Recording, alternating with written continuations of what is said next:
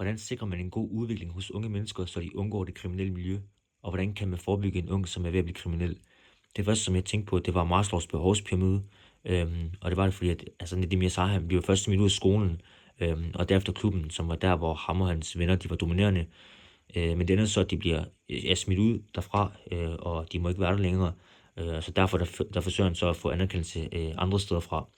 Men han får opfyldt hans sikkerhedsbehov, da han ligesom nævner det der med, at drengene var hans familie, og at de kunne sove hos ham nogle gange, og at han også kunne være hos dem.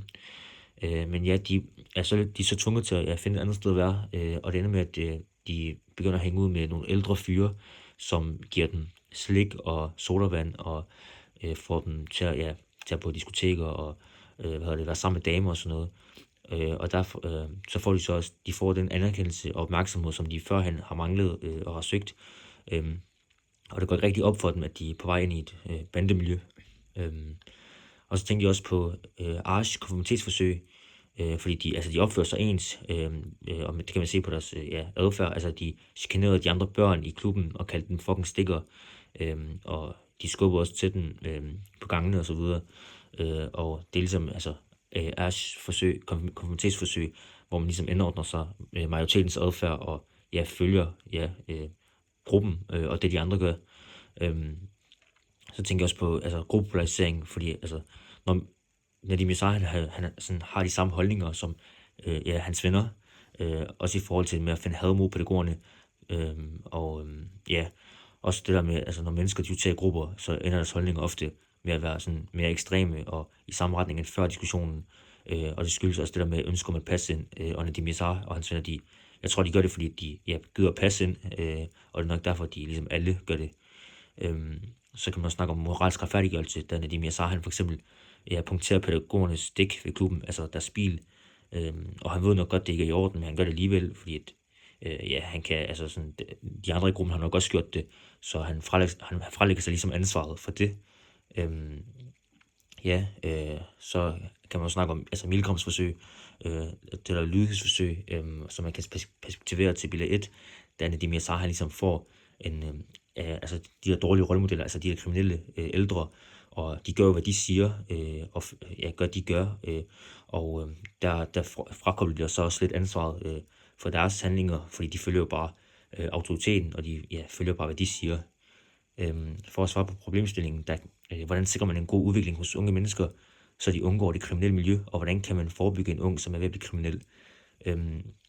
Der kan man igen snakke om Maslows behovspyramide, det med, at man skal få opfyldt sine behov, og sådan, man skal nok ikke sådan omgås med folk, som ligesom er kriminelle, og som får en ud i det miljø, fordi så er der stor chance for, at man selv kommer ud i det miljø.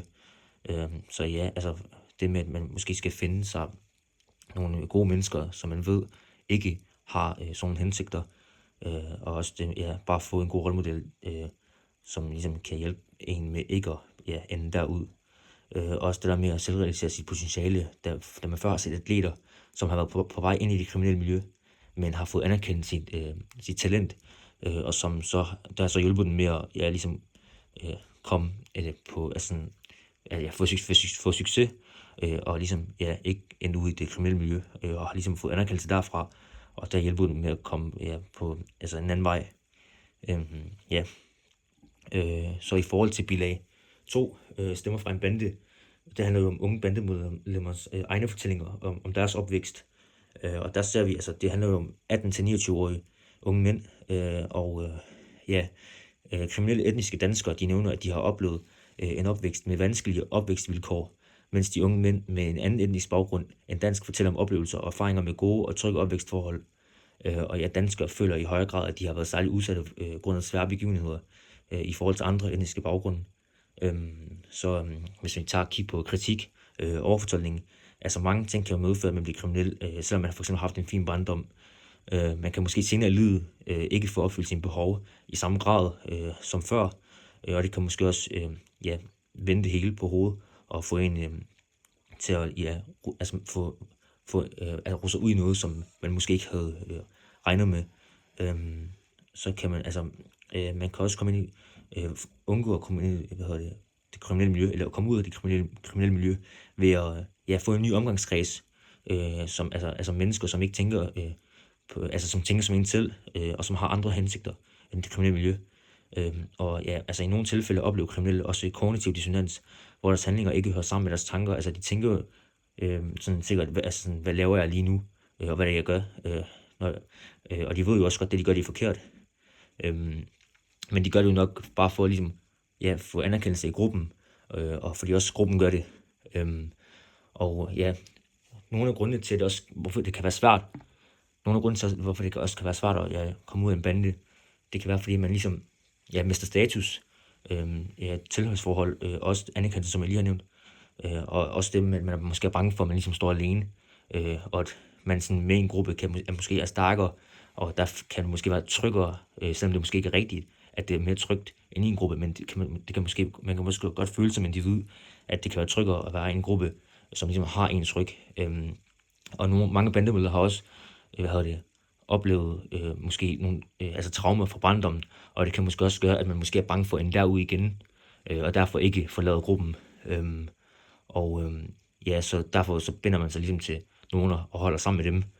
Man kan måske have gode venner, som er i banden, som man heller ikke vil miste. Det kan være, at de kan se en som stikker og som en forræder, og derfor er de også bange for ikke at være i en gruppe længere. Og derfor kan det også, man kan også være bange for ligesom at få trusler og få bare endnu i værre problemer, hvis man forlader banden.